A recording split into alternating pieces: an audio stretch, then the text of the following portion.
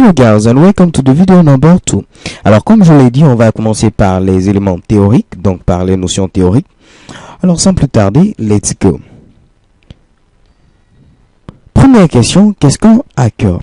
Alors un hacker, c'est tout simplement une personne qui adore chercher à apprendre comment est-ce que les systèmes informatiques, les réseaux également fonctionnent. Ok?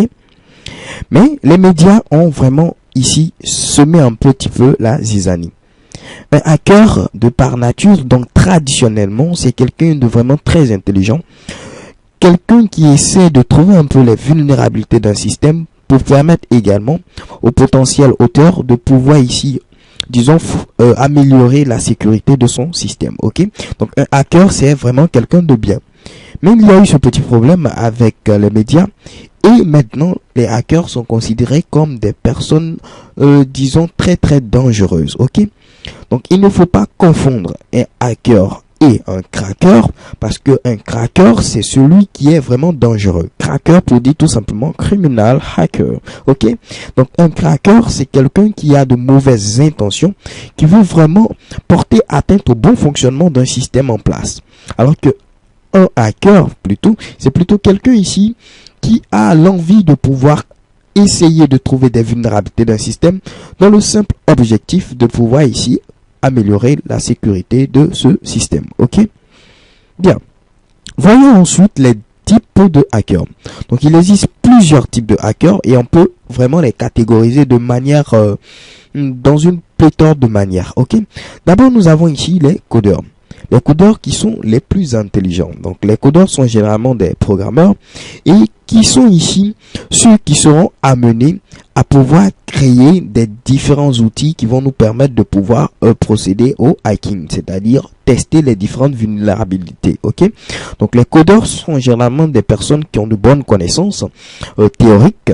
D'abord, donc de bonnes bases sur par exemple le modèle OSI. Vous pouvez faire des recherches si vous n'en avez jamais entendu parler, mais également qui sont très bons sur les notions de TCP/IP, ainsi de suite. Ok? Donc les codeurs sont vraiment les piliers. Ensuite, nous avons les admins. Comme communément nous les appelons ici les administrateurs. Les admins, ce sont simplement les administrateurs système qu'on retrouve généralement dans le monde de l'entreprise. Ok? Donc un admin, c'est quelqu'un qui va utiliser les programmes qui ont été faits par les codeurs pour essayer à son tour de pouvoir ici essayer plutôt de, comment le dirais-je, de pouvoir déceler les différentes vulnérabilités du système. Donc il va utiliser les programmes qui ont été conçus par les codeurs. Donc l'admin ne fait pas de programme à lui, il utilise simplement des programmes qui ont été déjà codés par les codeurs ou programmeurs. Ok? Ensuite viennent les script kiddies. Les script kiddies, ce sont vraiment ces nouveaux hackers, donc les jeunes hackers. Donc ils n'ont pas vraiment de grandes connaissances, mais ils essaient ici, avec le peu de connaissances qu'ils ont pu englober, de porter atteinte à un système. Ok? Donc généralement ils ne savent pas ce à quoi ils sont exposés, également ce dont il est question. Ils font des choses qui peuvent porter atteinte vraiment à un système sans carrément le vouloir. Ok? Donc généralement des script kiddies vont laisser des traces lors de leurs différentes intrusions dans les réseaux, ainsi de suite. Ok? Parfait. Nous avons ensuite les white hat hackers. Ce sont tout simplement les hackers au chapeau blanc. Donc ce sont traditionnellement plutôt les vrais hackers. Donc ce sont ceux-là qui sont ici amenés à pouvoir trouver les vulnérabilités d'un système dans le but d'améliorer ici la sécurité.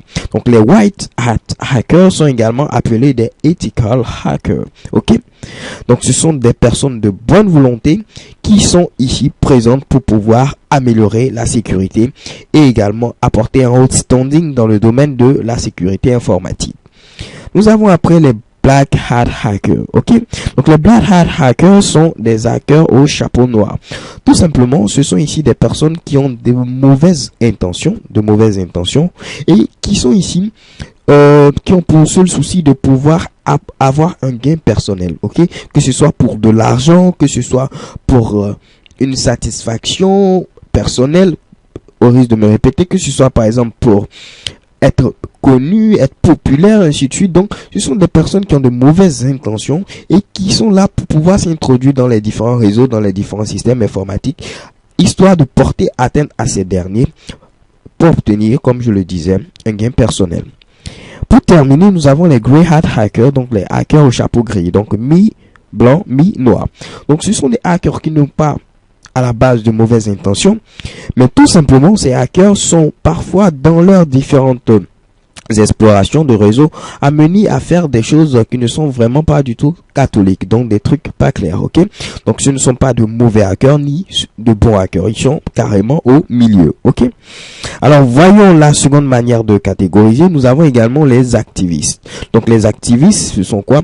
Ce sont tout simplement des personnes qui postent par exemple des messages sur le web en rapport avec la religion et ainsi de suite. Donc ce sont des sortes de hackers un peu plus modernes, un peu plus voilés, ainsi de suite, ok?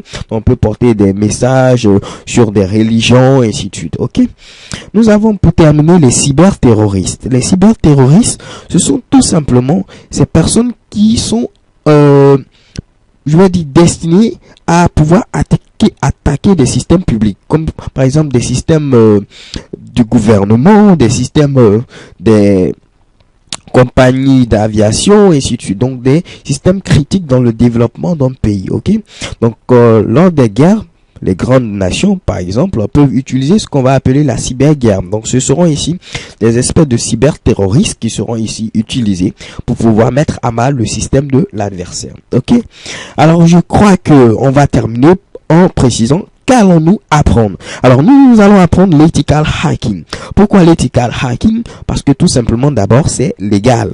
À la différence des black hat hackers, l'ethical hacking est vraiment quelque chose de légal. Pourquoi? Parce qu'on va ici apprendre à pouvoir maîtriser le fonctionnement de notre système, de notre ordinateur, de notre réseau. Mais pourquoi? Dans le simple but de pouvoir améliorer la sécurité du système. Donc, on va essayer de réfléchir comme un hacker, mais dans le simple but de pouvoir se prémunir des différentes attaques qu'on est amené à subir, ok?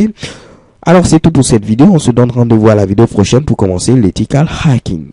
So, thank you for watching and XOXO.